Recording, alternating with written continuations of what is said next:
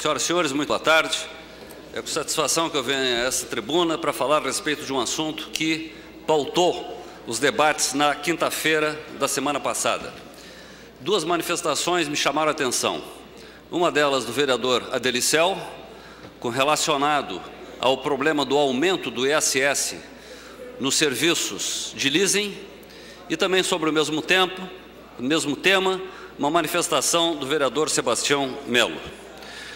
Antes de começar, eu gostaria de registrar aqui no plenário, nas galerias, a presença do Julian Geoffrey, que é francês, mora em Paris e foi aluno da URGS durante um semestre num programa de intercâmbio que a Universidade mantém com a Universidade de Grenoble. Ou seja, estudantes daqui vão para Grenoble, fazem um semestre na França e, em contrapartida, alguns estudantes de lá vêm para cá.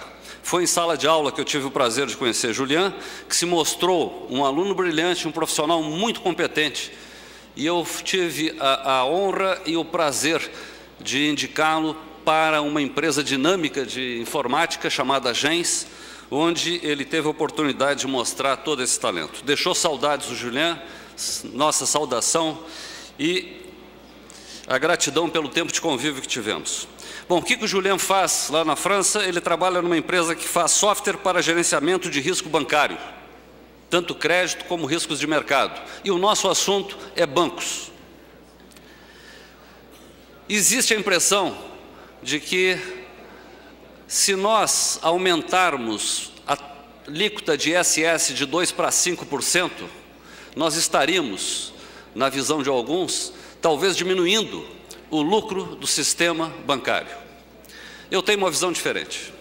Eu acredito que taxas, tarifas bancárias são todas pagas pelo usuário final.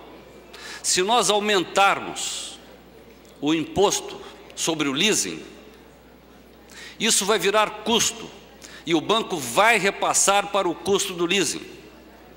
E se alguém pensa que só grandes empresas fazem leasing junto a bancos, isso é um equívoco. A maioria das pequenas empresas brasileiras não tem capital suficiente para imobilizarem num automóvel ou numa caminhonete destinada à entrega de mercadorias. O leasing, apesar de caro, às vezes é a única alternativa para que ele possa tocar o seu negócio. Ou seja, quem paga o custo do leasing é o pequeno empresário.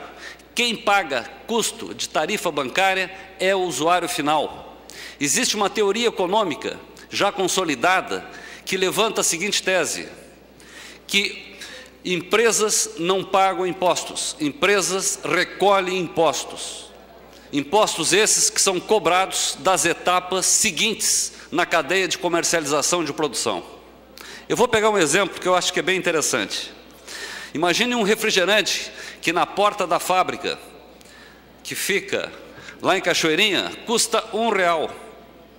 Se o refrigerante custa R$1, significa que esse R$1 já contém os custos de fabricação e todos os impostos referentes à sua fabricação lá em Cachoeirinha. Se um distribuidor que fica na Loma do Pinheiro compra por R$1 e vende por R$1,50, esse R$1,50 já contém todos os impostos da etapa de fabricação e também da etapa de distribuição, porque se o empresário esquecer de colocar algum tributo, ele vai ficar numa situação difícil.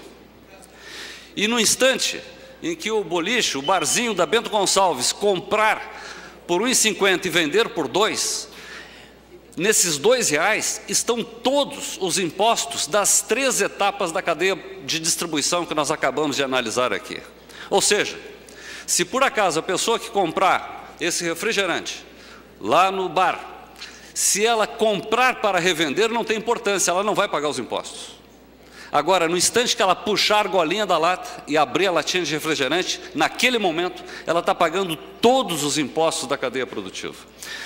Vereadora Neuza Canabarro, quando se diz que a carga tributária brasileira é 40% do PIB aproximadamente, dá para imaginar que numa latinha de refrigerante, 40% é imposto, 60% é líquido, é o refrigerante que nós iremos consumir. Se for um aguardente, é 75% de impostos. Resumindo, como nessa casa estaremos votando em breve um assunto da permanência ou aumento da alíquota de ISS sobre operações de leasing, eu gostaria de lembrar que qualquer aumento de imposto vai ser pago pela última etapa da cadeia, normalmente a mais fraca. É o usuário, é a pessoa física, é o pequeno empresário. Muito obrigado.